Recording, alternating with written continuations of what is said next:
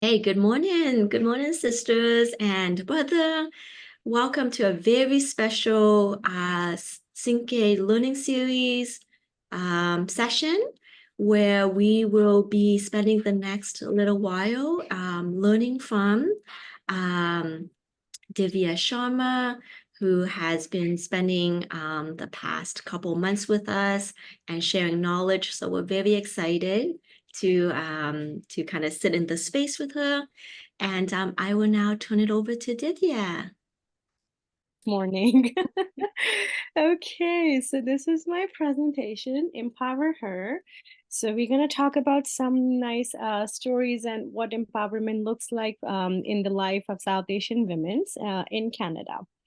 So before I begin, I just wanted to ask everybody in here, what is empowerment like? What does empowerment look like for you guys? What is empowerment?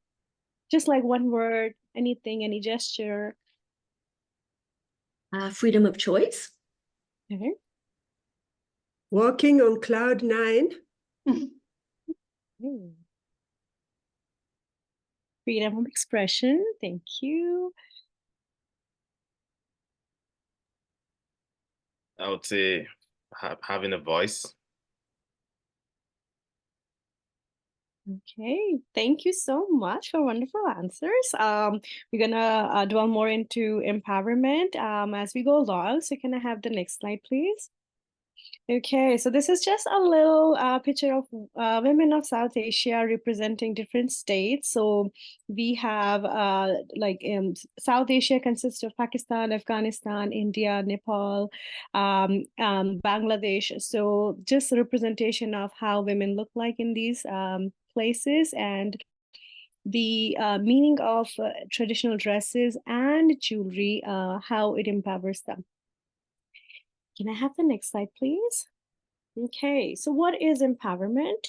Empowerment is the degree of autonomy and self-determination in people and in communities. So this enables them to represent their interest in a responsible and self-determined way, acting on their own authority. It's the process of becoming stronger and more confident, especially in controlling one's life and claiming one's right. Now, we as immigrants, when we come here to Canada, we somehow forget that we do have right, we do have roots where we belong, and we try to become someone or forget our identity from our roots. So through this presentation, I'm just trying to learn more about what empowerment holds in your cultural identity and the way you dress up, your festivals, and all these things matter so much to empower you as who you are, and also reshaping your own identity where you are holding two worlds together.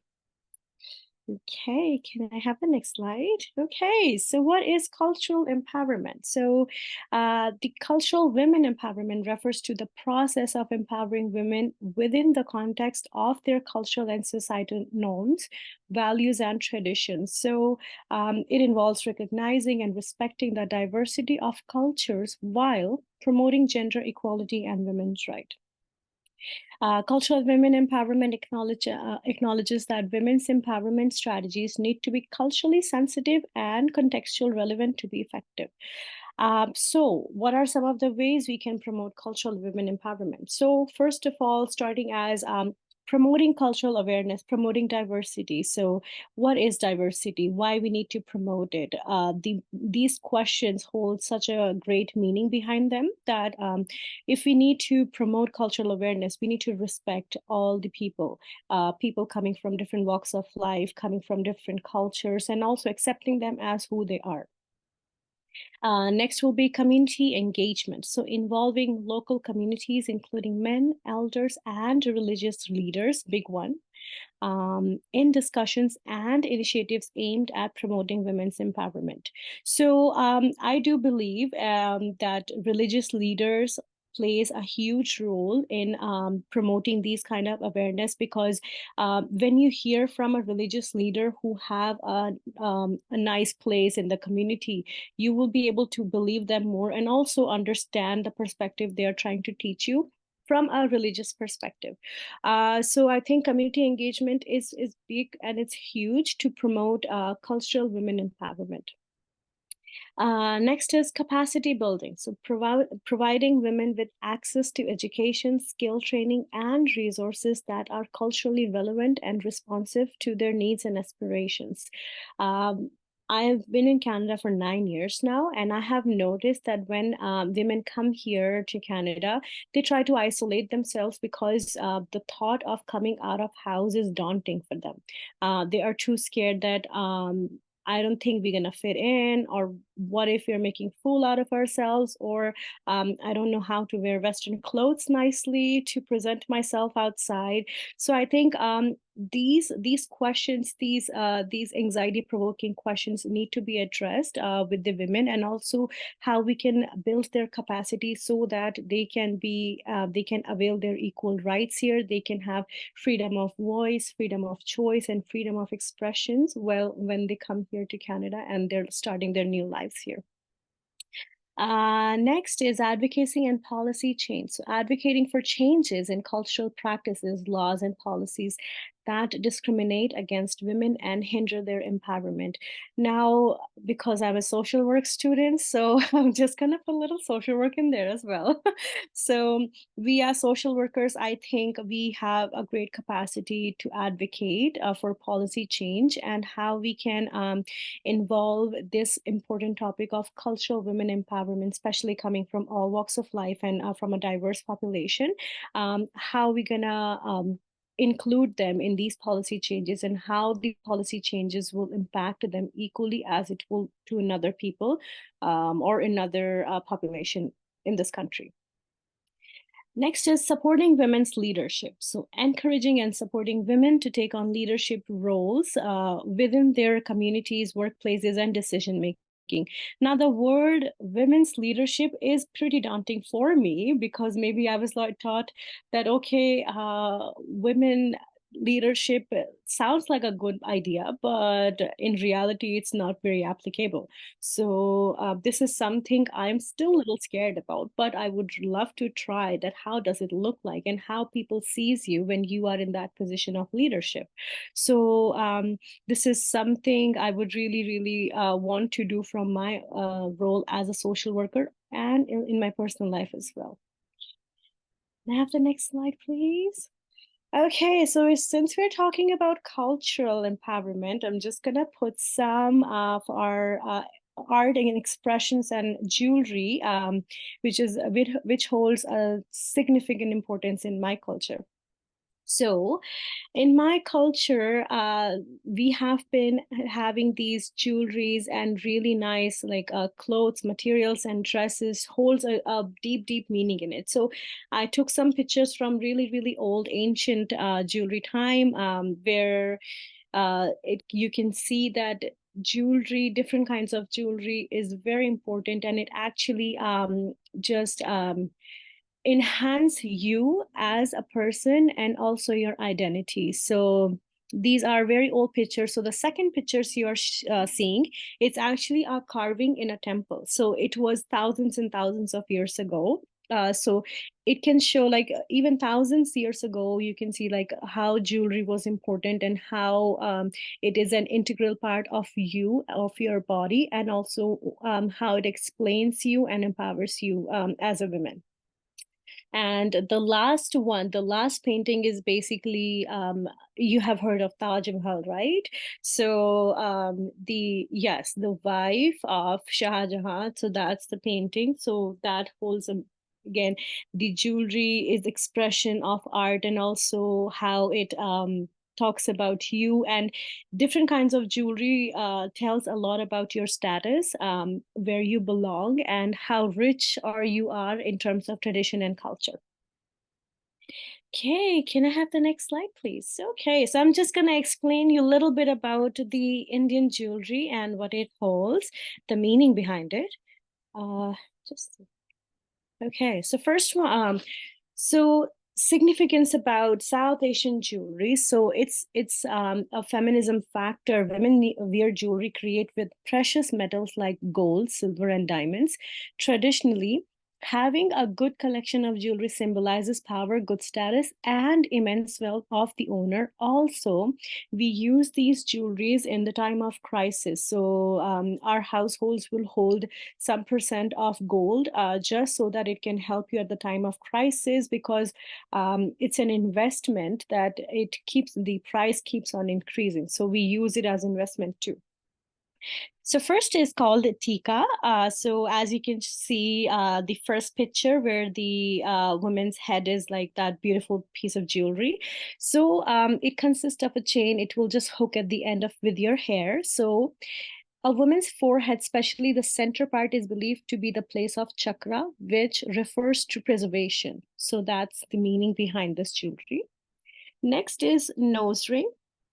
You can see we call it nut as well. So it's an integral part of traditional bridal jewelry, we call it, and but also people wear small sizes and big sizes depending on what they can carry and what's easy for them.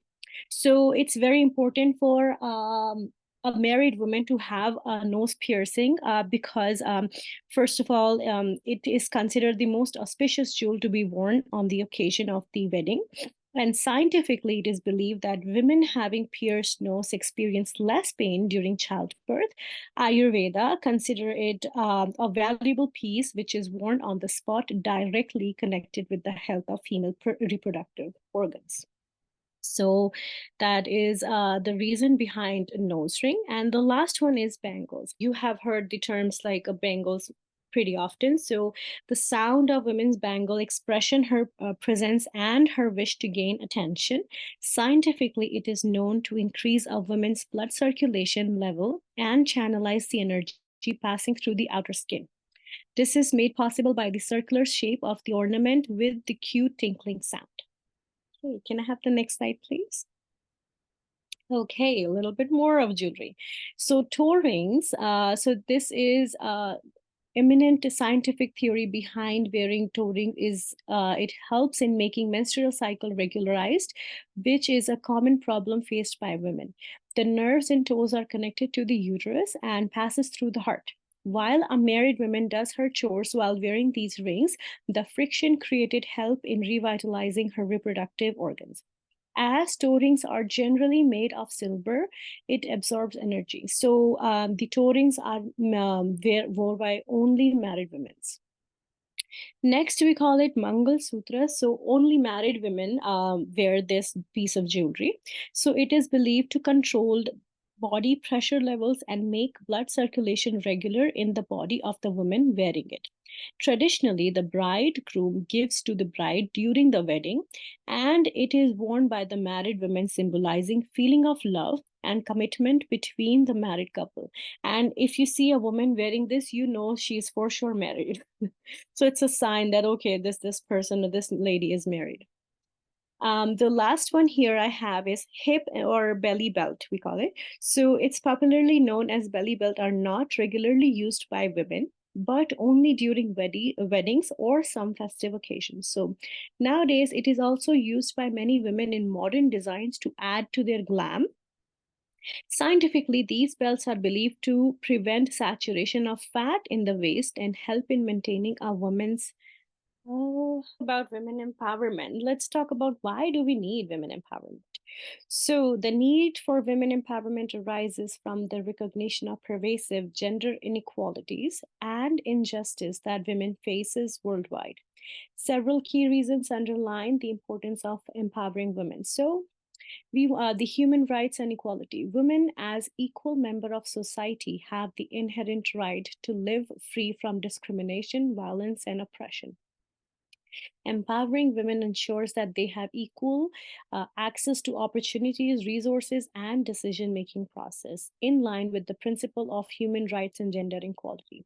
Now, gender equality also is very important, I would say, in a workplace too, where both the genders are getting equal amount of pay with equal amount of qualification as well. Also, if they are I would say equal means like if they are standing in a line, I think men and women should be treated equally, not sometimes we're like, oh, no, women, I think they need to see first, or where a man is standing in line for 2 hours. They're like, no, let the women go first. So I think it should be equal for both.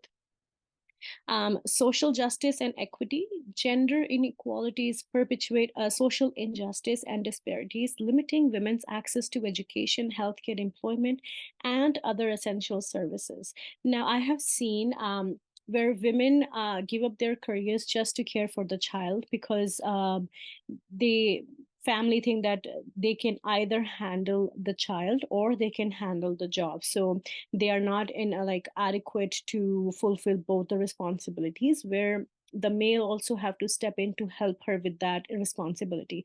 So again, I think this is also very important, so that women can also access education, employment as equal as her husband or partner or any other male.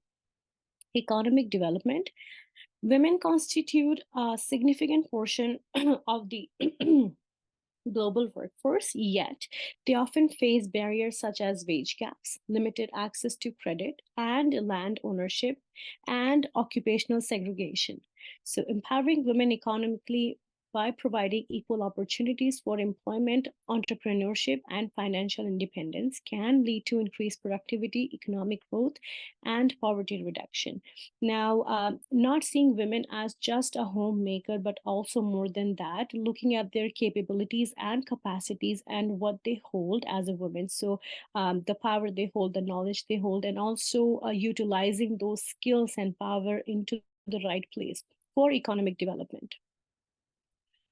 Next is education and knowledge. So, educated and empowered women play a crucial role in breaking the cycle of intergenerational poverty and improving educational outcomes for future generations. So, by investing in girls' education and lifelong learning opportunities, society can benefit from increased literacy rate. Now, where I come from, the rural areas, they don't see women as working, and their sole job is just to just to take care of the family, and that's what they do all their lives.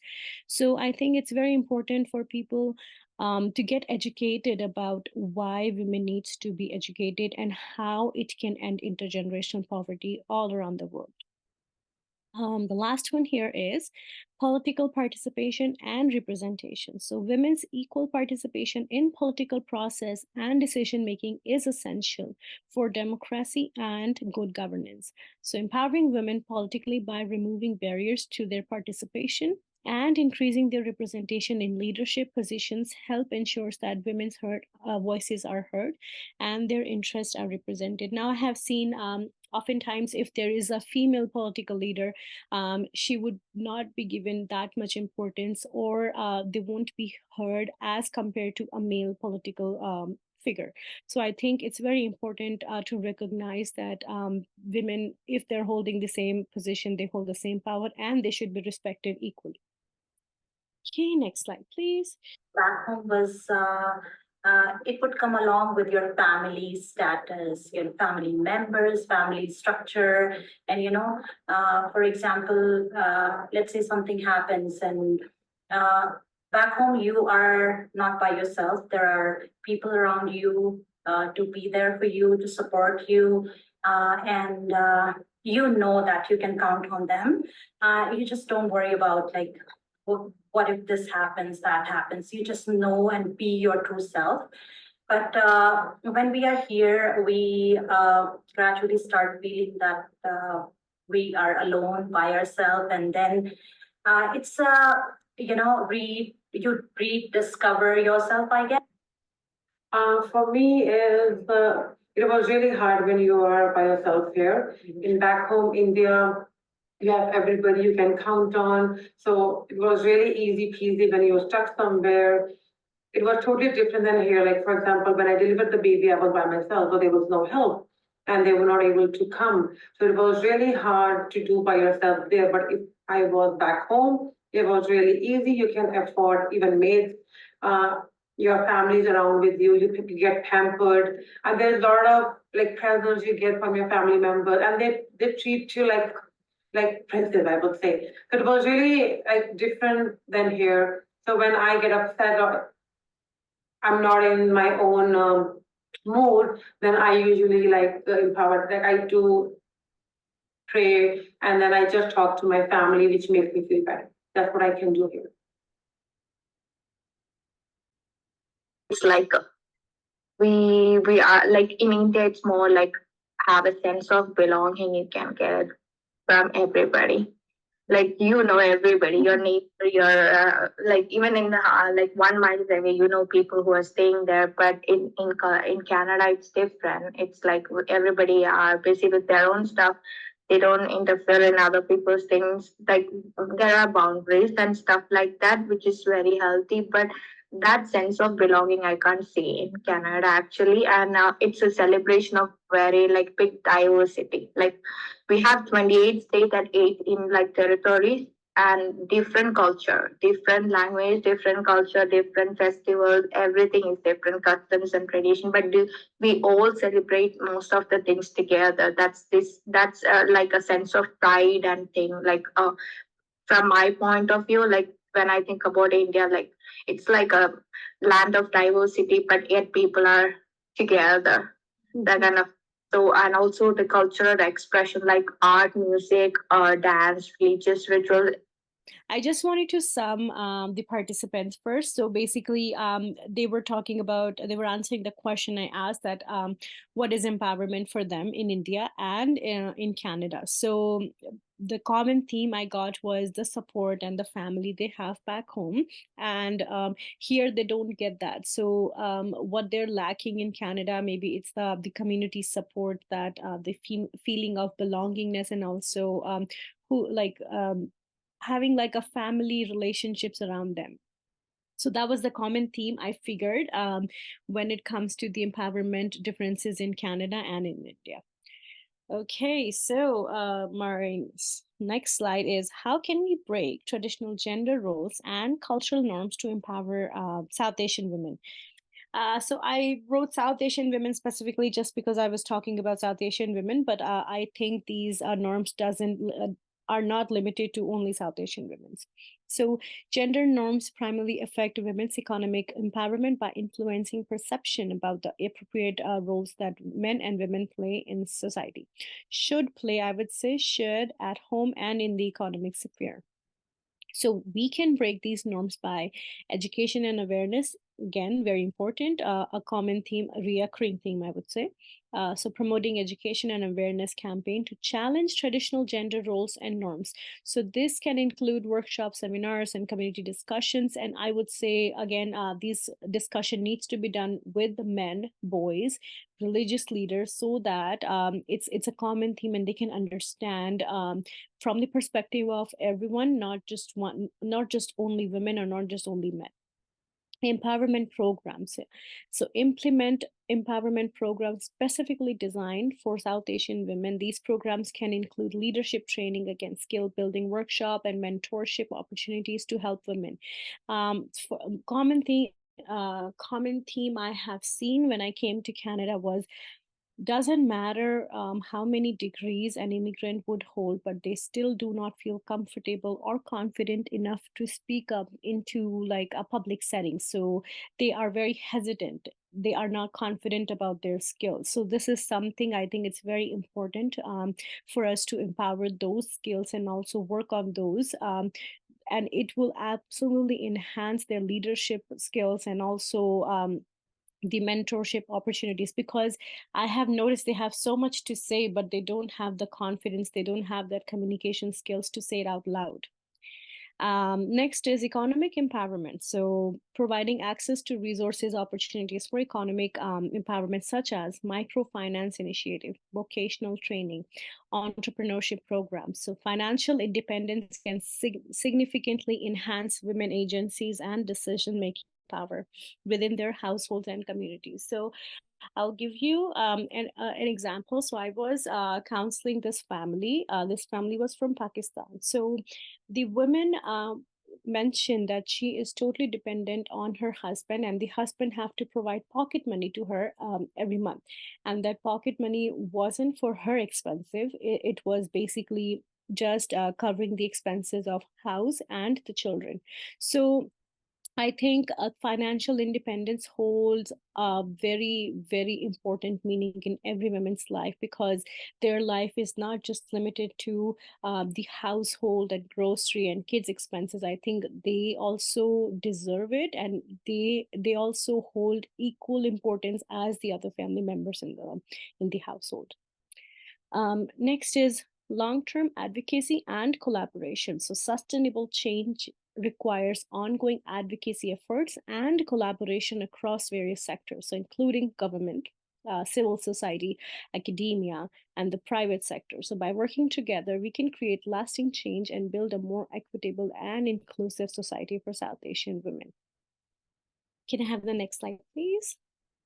Okay, so of course I'm a social worker. I have to bring social worker in. So social worker and women empowerment. So social worker plays a crucial role in promoting women's empowerment by addressing the various social, economic, and systemic barriers that hinders women's full participation.